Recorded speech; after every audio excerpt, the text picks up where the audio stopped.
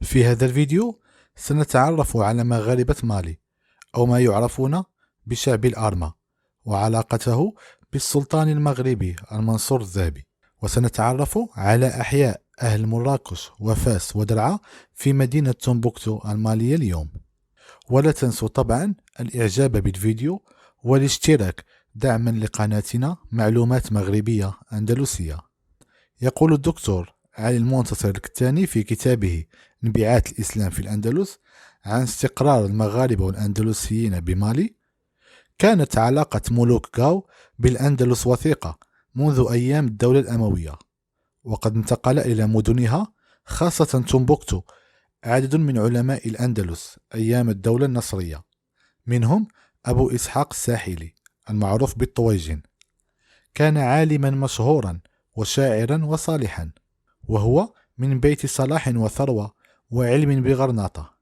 كان والده أمين العطارين بها، وقد ارتحل أبو إسحاق من بلده إلى الحج، ثم انتقل إلى مملكة سونغاي بالسودان الغربي فاستوطنها، وأصبح له الجاه المكين عند سلطانها، وبنى المساجد الكثيرة بها، منها مسجد جينغاريبر بتومبوكتو بين سنتي 1325 و 1330 ميلادية، وتوفي بتومبوكتو في يوم الاثنين 27 جمادى الثانية عام 747 هجرية الموافق لسنة 1347 ميلادية. لكن الوجود الأندلسي المعاصر على ضفاف نهر النيجر من تومبوكتو إلى غاو يعود إلى الحملة التي أرسلها المنصور الذهبي عبر الصحراء الكبرى في أكتوبر سنة 1590 ميلادية برئاسة جودر، وهو أندلسي من وادي المنصورة بمقاطعة ألميريا. عبر جودر الصحراء على رأس 5600 رجل أندلسيين ومغاربة، يصحبهم 8000 جمل و1000 فرس لاحتلال مملكة سونغاي.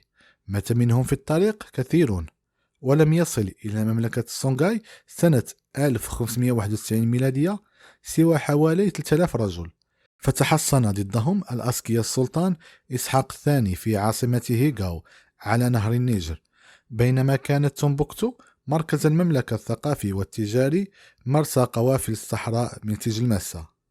وفي 14 مارس 1591 وقعت معركة حاسمة في تونديبي بين جنود الأسكية المسلحة بالرماح والأسلحة البيضاء وعددها 40,000 رجل، والجيش المغربي المكون من 3000 رجل مسلح بالأسلحة النارية التي لم يكن يعرفها أهل سونغاي. انهزم إثرها الأسكية، واستقر جيش جودر في البلاد التي ضمها إلى المغرب.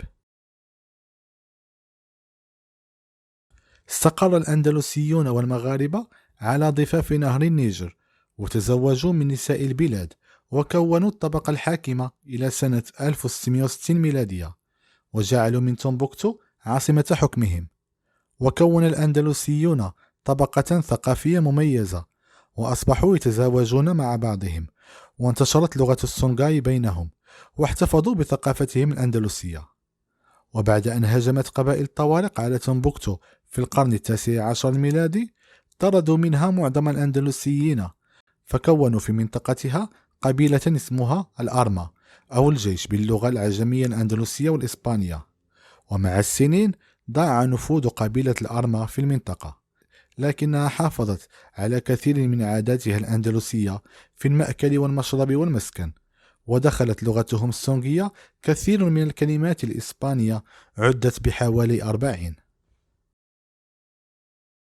وعند دخول الاستعمار الفرنسي إلى المنطقة، ركزت قبيلة الأرما على الزراعة على ضفاف نهر النيجر وعلى تربية المواشي، ورجع كثير منهم إلى تومبوكتو حيث تعلموا في المدارس العصرية وتخرجوا في كثير من الفنون.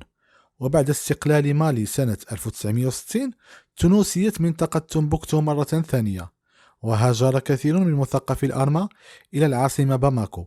ثم جاء الجفاف والمجاعة فأضر ضررا كبيرا بالأرما، ويقدر اليوم عدد الأرما المنحدرين من أصول أندلسية ومغربية بحوالي 80,000 شخص، منهم حوالي الثلثان من أصول أندلسية، وهم يعيشون في المدن والقرى المنتشرة بين تومبوكتو وغاو. ويوجد اليوم في الأرما في مدينة تومبوكتو حوالي 2000 من مجموع 22 ألف نسمة، أي حوالي 10 سكان المدينة.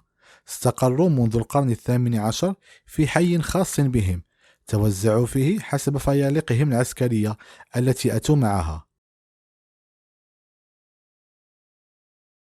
فالزايويون وهم فرقة مراكش يسكنون في حي جينغريبر، حيث يوجد المسجد العتيق الذي بناه الساحلي المهندس الغرناطي. وجماعة مبارك الدرعيين وهم فرقة وادي درعا يسكنون حي ساركينا. والتراقينيون وهم فرقة فاس الذين اضطروا إلى مغادرة تومبوكتو سنة 1800 ميلادية، يسكنون حي الفاسيين كوندا حول مسجد سيدي يحيى، حيث توجد مقابر باشوات تومبوكتو الذين خلفوا الرئيس جودر. ومن شخصيات الأرمى المعروفة اليوم بابا أحمد حسايا رئيس مكتب التراث الثقافي بتومبوكتو، وكذلك إسماعيل دياديي الباحث في مركز الدراسات الأندلسية التابع للجماعة الإسلامية بالأندلس في قرطبة، والذي له الدور الهام في التعريف بالسلالة الأندلسية في مالي. وقد أخذت الأوساط الأندلسية في الأندلس اليوم تهتم بأندلسي مالي، فقد أرسلت الجمعية الثقافية الحرة لسنة 2020، وهي جمعية إسبانية غير حكومية، بعثة إلى مالي سنة 1986، واقترحت على مسؤوليها برنامج تعاون للحفاظ على التراث الأندلسي في مالي. ويحتوي هذا البرنامج على ترميم مسجد جينغريبر الذي بناه الساحلي. وقد أبدت وزارة الثقافة الإسبانية واليونسكو اهتماما بهذا المشروع، وقامت بإرسال أدوية لأطفال تومبوكتو ومنطقتها بالتعاون مع الصليب الأحمر الإسباني. وعبر السنين انتقل كثير من الأندلسيين التومبوكتيين إلى البلدان المجاورة، خاصة النيجر والسنغال وموريتانيا، حيث توجد بعض العائلات الأندلسية منها التي لم تضع ذكرها. كما هاجر عدد من الأندلسيين من مصر ومن المغرب إلى السودان، وتستحق كل هذه الهجرات دراسة مستفيضة للتعرف على آثارها السكانية المعاصرة. المرجع كتاب انبعاث الإسلام بالأندلس للدكتور علي المنتصر الكتاني، صفحة 404-406.